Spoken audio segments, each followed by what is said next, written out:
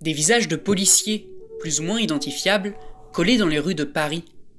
Un site internet permettant à qui reconnaît un des agents présents sur ces 4000 photos de renseigner son identité. Une pétition en ligne pour bannir la reconnaissance faciale en Europe. Voici le dernier projet de l'artiste italien Paolo Cirio. Son nom, capture, un mot qui a l'avantage de s'écrire pareil en français et en anglais, et qui en plus est polysémique. Capturer quelqu'un, c'est le prendre en photo, mais c'est aussi s'en emparer, se l'approprier, une manière de dénoncer la reconnaissance faciale et tout ce qu'elle implique en termes d'atteinte à la vie privée et aux libertés individuelles. Et l'artiste n'en est pas à son coup d'essai. En 2015 déjà, il affiche dans les rues de New York, Londres ou Berlin les photos non autorisées de plusieurs hauts responsables des services secrets américains. Le principe est le même, celui de l'arroseur arrosé. Si vous prenez la surveillance de masse, attendez-vous à ce qu'elle s'applique à tous. Car Paolo Cirio fait partie de ces artistes qui considèrent que l'art ne doit pas se tenir à l'écart de la politique, mais au contraire tout faire pour la changer. Artiste conceptuel, mais avant tout artiviste, il aime s'attaquer au pouvoir, à tous les pouvoirs, politiques, économiques, juridiques, mais aussi médiatiques ou culturels. Si Paolo Cirio était un chiffre, il serait certainement le 3, tant il aime travailler avec le triptyque.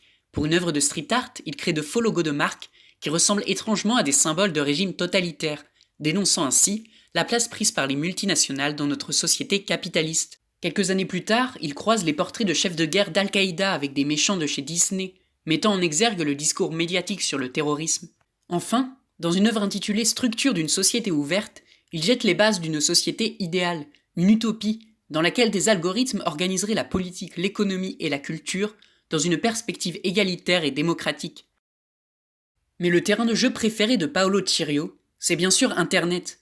Vous connaissiez David contre Goliath, découvrez maintenant Paolo contre les GAFA.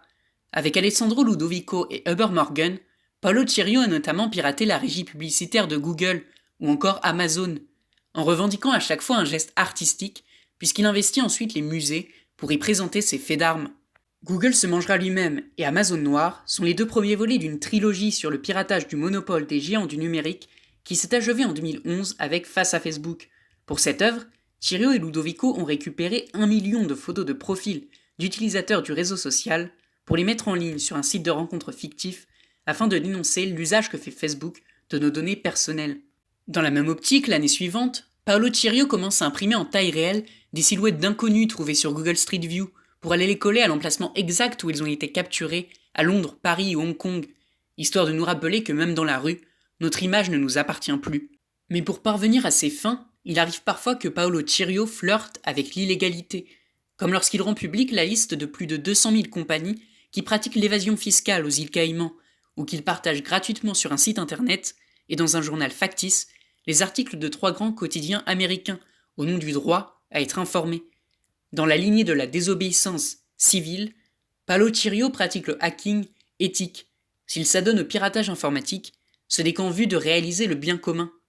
Ou plutôt sa vision du bien commun, que tout le monde ne partage pas. Le ministre de l'Intérieur fustige capture dans un tweet, et voilà son exposition au Frénois de Tourcoing annulée. Mais, qu'on aime ou qu'on n'aime pas, qu'il nous bouleverse ou qu'il nous dégoûte, le moins que l'on puisse dire, c'est que l'art de Cirio ne laisse personne indifférent, parce qu'il nous fait nous poser tout un tas de questions sur nos propres contradictions, des questions politiques et éthiques d'une part, mais aussi artistiques et esthétiques, sur le rôle même de l'artiste. Dans le tweet de Darmanin, le mot exposition est mis entre guillemets, comme si ce que faisait Paolo Cirio n'était pas vraiment de l'art. Mais est-ce vraiment au pouvoir politique de définir ce qui est de l'art et ce qui ne l'est pas ? Paolo Cirio assume vouloir bousculer le champ artistique, rompre avec les formes institutionnalisées de l'art. Avant de réaliser Capture, il s'était notamment attaqué à sa financiarisation, en imprimant des œuvres vendues aux enchères, réduites ici à leur prix de vente.